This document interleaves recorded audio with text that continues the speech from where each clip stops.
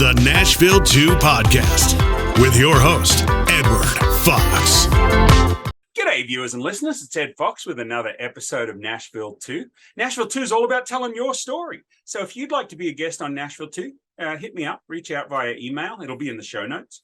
Or maybe you know somebody that should have their story told. What I'm really looking for is these people that run great small businesses that need to have their story told, or they help out at the church, or they have a mentoring group. Anybody that is helping build the community in Nashville, we want to have them on the show. We want to hear what they're doing and how we can help them.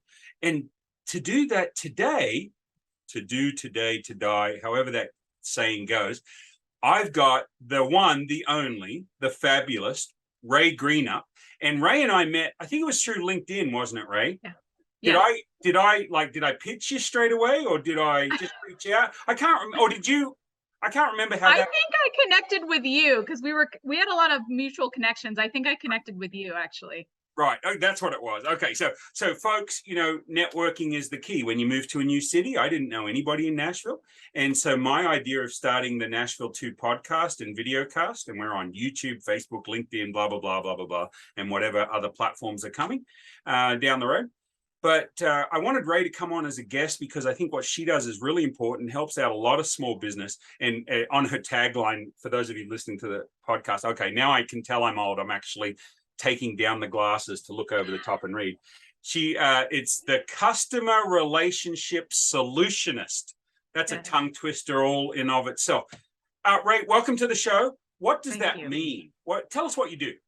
Yeah, absolutely. Thank you so much, Ed. And I'm really excited to be here too. And so the customer relationship solutionist, I do have a bit of a wide variety of skills, and but everything that I do applies to dealing with customers or clients, depending on what business you're in. So I do marketing focused websites. I do integrations, automations, customer relationship management systems, customization. Everything I do is completely custom. So that's kind of what sets me apart. I work with a lot of very small businesses. So usually it's solopreneurs or smaller teams that, are probably under 20, depending.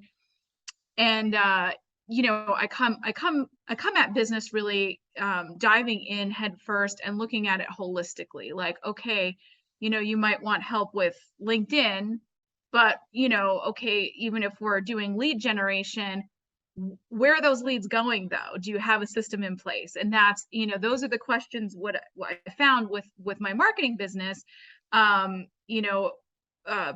to me really having, having this be part of what I'm doing is, that's what I was finding. Okay, I'm doing social media, but it's like, even if we're bringing in new leads, they're falling off the face of the earth, right. With some of my clients. So that's where, I really saw the need to develop that further.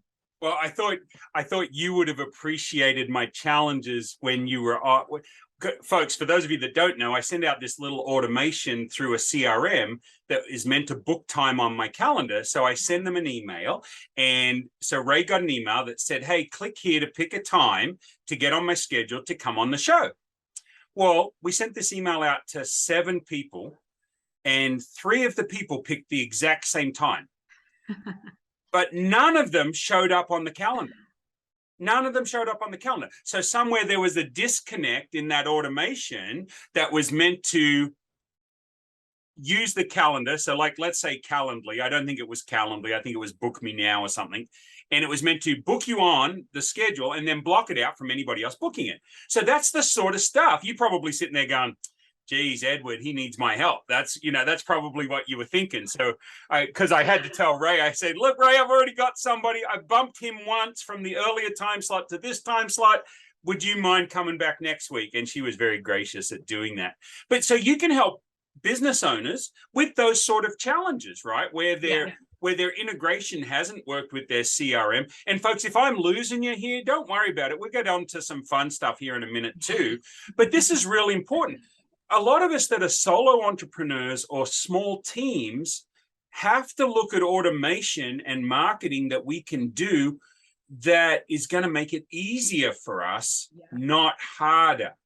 And a lot of the times the learning curve on some of those customer retention management or customer relationship management, whatever way you like to say that, is difficult. So maybe you're not a business owner and you're listening to this podcast and you're like, well, this isn't relating to me. It is relating to you. It will relate to you from the point of view that we all have to build relationships, whether those relationships are with clients or customers, or whether they're with family members or the PTA or the PTO. What do you call them down here? PTOs, PTAs? I don't know what they are. Parent teacher organizations. Your kids are really young, right? Yeah. Okay. Yeah, they're not quite there yet. Yeah. Right. So, okay. So anyway, so back to the regularly scheduled program and Rae talking about what she does. So what does an ideal client look like for you? Yeah. So it's established service-based businesses is really my sweet spot. I generally I will do startups for the website builds because, you know, people just starting out and things, you know, often need websites, and if they're not tech savvy, they'll pull on somebody.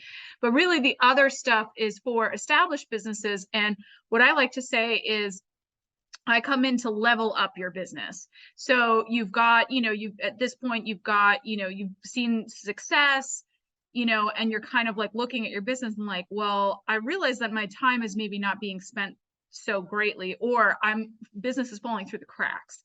So that's usually kind of the, you know, the different, or, you know, on the social media piece, I've worked with a digital marketing agency and I paid them a huge premium and had no idea what they did for me. Right. And I didn't see any business from it. So that's another way. And digital marketing agencies are wonderful, amazing things. I don't want to sound like I'm knocking it. It's not. It's awesome. There's a time and a place and a budget for them. And I actually even work with a lot of them where I'll source out pieces of work and even sometimes pass on things that are too big for me, Right. over to my colleagues that have them. So so that being said, you know, a client might be coming from that experience and then be looking for something a little bit different, something where we can really hone down on a very specific strategy. You know, and that's the thing too, is I do the whole consulting piece and walk everybody through, okay, what does this really look like? Who are we really trying to target? And also doing it in a way that is outside the box, like a lot more than just, okay, let's put some posts together and we're going to post 3 times a week on blah, blah, blah platforms. You know, there's got to be more to the thinking behind that, you know, because engagement is key these days. That's, Right. I mean, that's the crux of success. Now, do you work with nonprofits as well? You know, I've done, I did a couple years ago. So it's not specifically my market, but I have. Okay. And I'm sure though, just like me, if somebody comes to you and wants help and if you don't feel like you can give them the best help, you have a wide network of contacts that you can share. Right. That's one of the things I love is people go, well, I didn't know you did this. No, I don't do this, but I can find you somebody that's really good that I highly recommend you talk to that can do this. So that's one of the things. So one of the questions I have for you is, there's a lot of people that listen to our show that maybe have thought of starting a business, you know, post-COVID, what are they calling it? The Great Resignation, where people are leaving their corporate works and starting their own businesses. I would think that if they sat down with somebody like you and had a consultation and did a strategy session from the get-go, they're going to be so much further along than saying, oh, I don't need to talk to Rae for a year. No, you need to talk to Rae a year before you start your business. Yes. And that can be really helpful to, you know, to set up a vision. And, you know, I call my little initial meetings you know, we usually do like a 30-minute call. For some people it might be a little bit longer, but I call them biz jam sessions. So even for somebody that is thinking about, you know, has this great idea, and, you know, jumping in 2 feet first, you know, doing a little planning definitely never hurt anybody. So it's like, you know, I'd be able to do that and then just jam about really, you know, okay, well, what's your idea, but what's your biggest concerns? Is it is it figuring out your target audience, or do you have that completely nailed down, but you need to know now, what do I do with them? Or, or how do I organize this? What do I do for, or even just what's the first step, that kind of a thing. So, well, could you give me, sorry, finish your thought there. No, you're fine. Go ahead. What are the top 3 points that you think anybody looking to start a business, from your perspective, give me a couple of things that they need to be on the lookout for, or that you would rate probably high up there. Now, folks, understand that if we got 50 people that talk to business owners in a room, you would probably get a couple of things that were the same from each one, but there'll always be something a little bit different. So if you hear it different from somebody else, oh, my friend said I need to do these things first, listen to your friend then. But if you want a professional, that's what Rae is. So Rae, what's a couple of tips that you would give somebody that's looking to start a business? Have some kind of system in place from the get-go, because even if you start bringing on, and that's the thing, is people usually start by bringing on customers, right? And then kind of figuring out other things as you start scaling and going, which is great, which is excellent. So, but have a system in place. I have a saying where I say, my love for Excel almost killed my business. And it did, until I got myself into some kind of a system. Now, there are free things out there where you can at least just store contacts, even if you're not ready to do email marketing or this, that, and the other. Just have a place where you're keeping everybody and some notes on what's going on with those people. Because any business that's a service based, or even if you're not service based, you need to know what people are buying, then products, things, retail and everything. You need to know that stuff, because that's what's going to keep business. Repeat business is always the easiest business to get. So that's really, and that's in any business whatsoever. You already sold somebody, the chances are much higher on you selling them again, as opposed to selling them from scratch. Your cost of customer acquisition is a lot lower if you've already done business with them. So, and you're exactly right, because they already know your processes. And so it's sometimes better to add another product line and sell to your existing clientele than to try and start a whole new customer segment. So I like that. And so, just like anybody, when a lot of people, when they first start a business, I think they are looking for all the free options. And there are some great free options, but a lot of times you get what you pay for. But HubSpot jumps to mind, right? HubSpot, I was going to mention that. Yes. Yeah. So expand on that. Expand a little bit on your knowledge of HubSpot. Yeah. So HubSpot's great. My business used to be in HubSpot, actually. And when I actually did move from the Excel documents, that's the first place I moved to. Right. Well, I like HubSpot's got a free CRM. Which, like you said, you can just use to store contacts, but you can put in a bunch of notes and stuff. And then if you ever want to do marketing, email marketing, maybe you go to, MailChimp or Constant Contact, Aweber, GetResponse. GetResponse, are you familiar with GetResponse? I am not. I've been reading up on that. That looks pretty good. And then Zoho has a free service for up to 3 team members, I think, Zoho CRM. This is Zoho CRM. Yeah, Zoho has a lot of products, but you specifically Zoho CRM. And there's a lot more besides. And then you got great products like Constant Contact. MailChimp is free for up to 500 contacts. I think Wichita, we use Constant Contact, and it's like $20 a month. And then Nashville, we use MailChimp, and it doesn't cost us anything, but we're thinking of moving to Constant Contact just to keep it simple. We've got so many systems. And then my Google Drives, like I fill up a Google Drive like nobody's business, right? So I have 4 or 5 different businesses with different Google accounts just so I can have the 15 gig of space for each account. Nashville too has a Google Drive that we store the videos on. It doesn't take long to use up 15 gig of video space, though, I can tell you that. Videos are large. That's right. Large and in charge.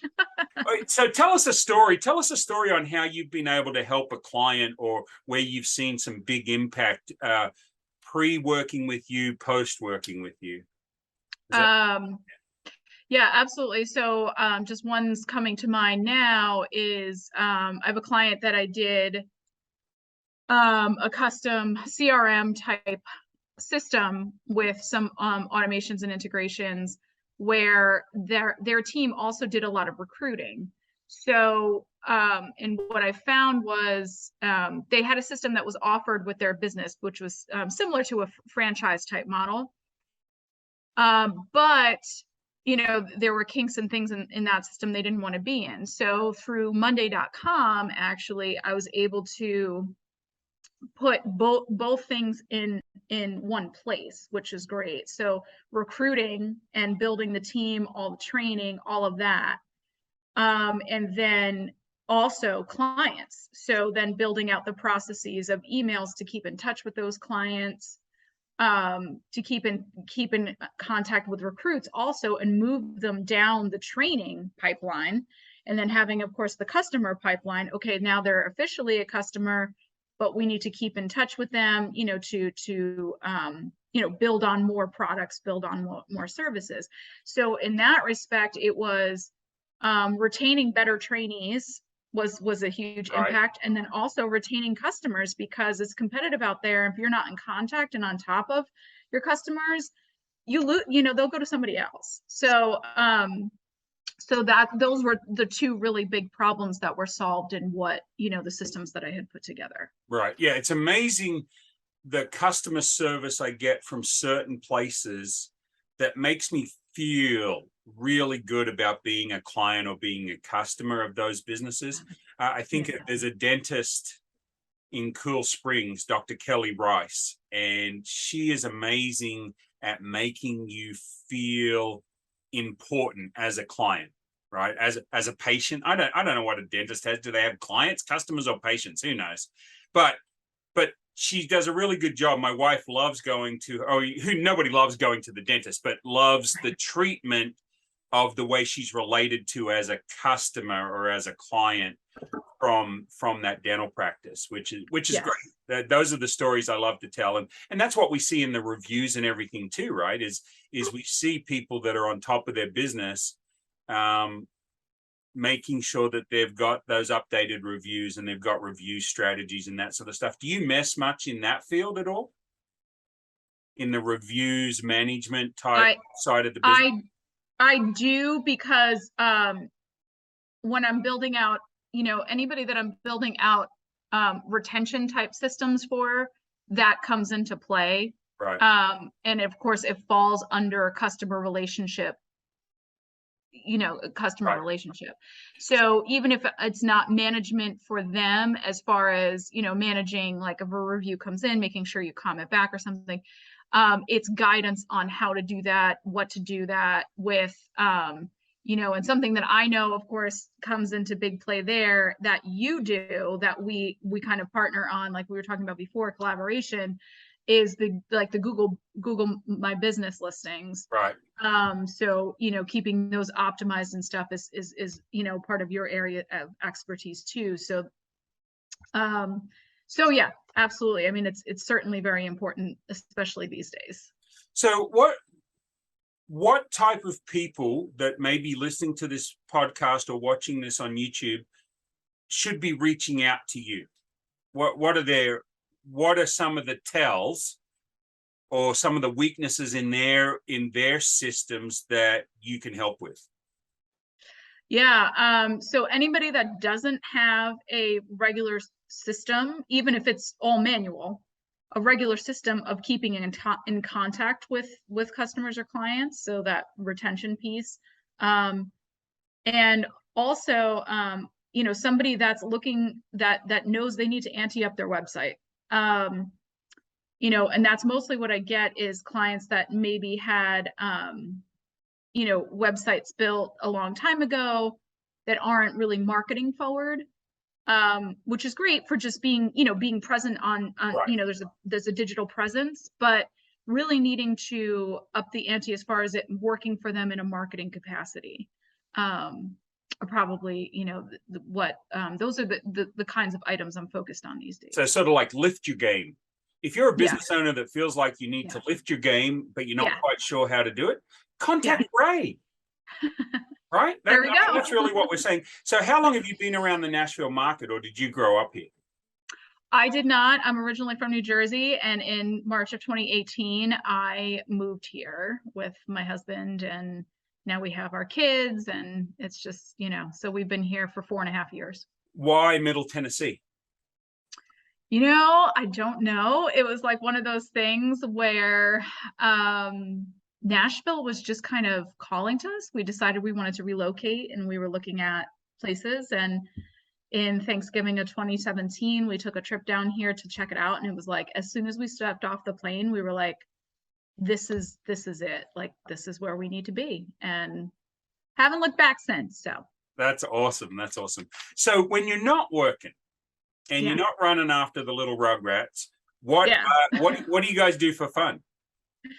A lot of hiking. We love the state park system that Tennessee has to offer. Favorite trail or a favorite place to go?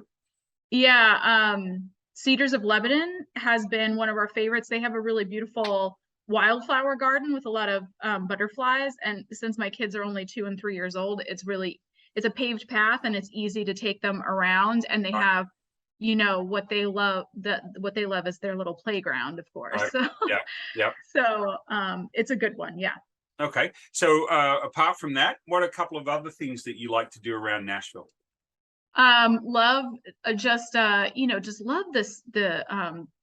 everything from the culture and the architecture around here. Bellmead Winery and Plantation is a really fun place to go, and they have really nice outdoor wine bar area. Also, of course, from the historical point of view, going and doing the tour of the house is really nice. That's lovely there in Nashville. And one of my favorite places actually to get a burger is called Gray's on Main. It's in Franklin. Okay. And it's a pharmacy dating back from the 1800s that they converted into a restaurant. So it's really, really cool. They have really fabulous Bloody Marys there. And like I said, just one of the best burgers. Of course, you can get great barbecue almost anywhere here. But I just had to mention their burger in particular. Where are you based around the metro area? I'm in Mount Juliet. I used to be in Franklin. Okay. Yeah. So we moved to Franklin in December, and right there off of 96 and Mallory Lane, or I guess it's called Royal Oaks Boulevard until you're Mallory Lane. Anyway, so yeah, I've got the Just Love Coffee up the road on Aspen Grove, which is excellent. And then I can never say the name. There's a taco place in that same strip, Condados, Condados.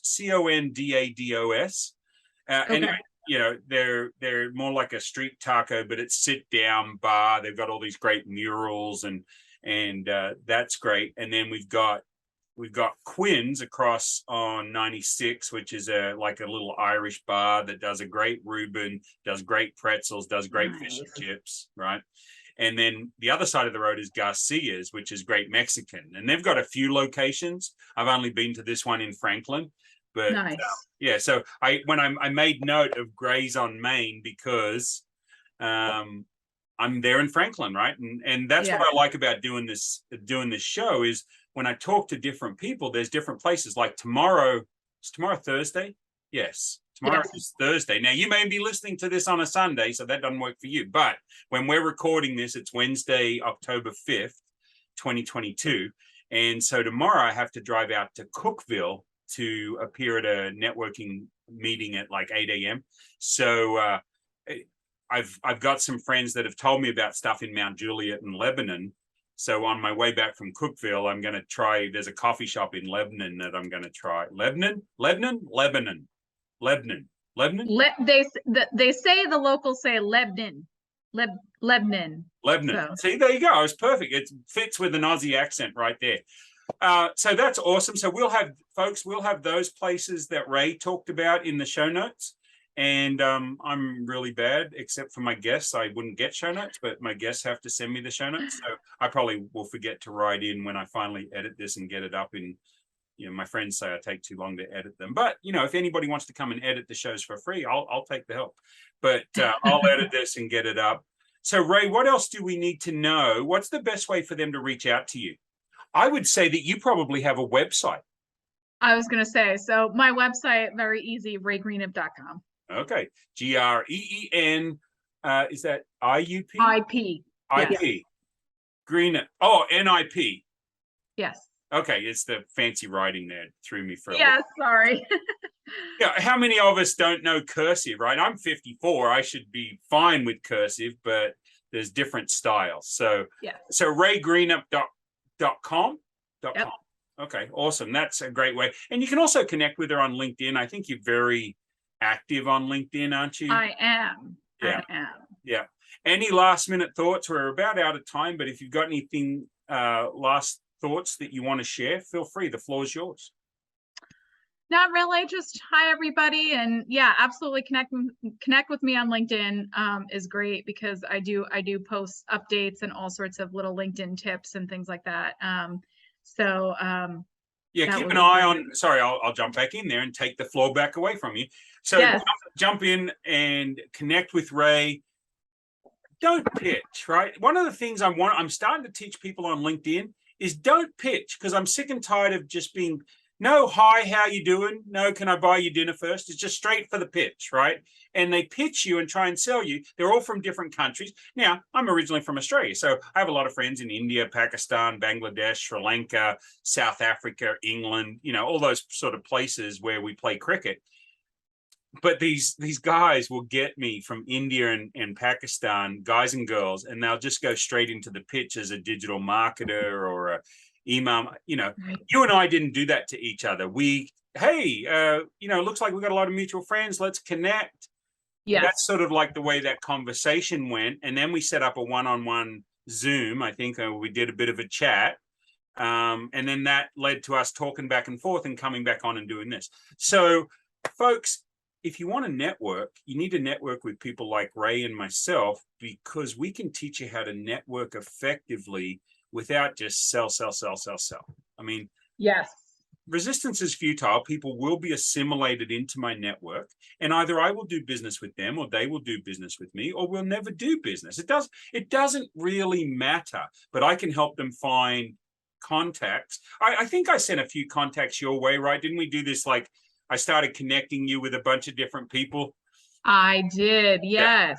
Yeah. So folks, connect with Rae, check out what she does. If you know a business that maybe needs some help, or maybe you're thinking of starting a business, Rae has the solution. She's a solutionist, customer relation solutionist. It's so much fun. Hey, Rae, thanks for coming on the show. We really appreciate it. Thank you, Ed. Take care.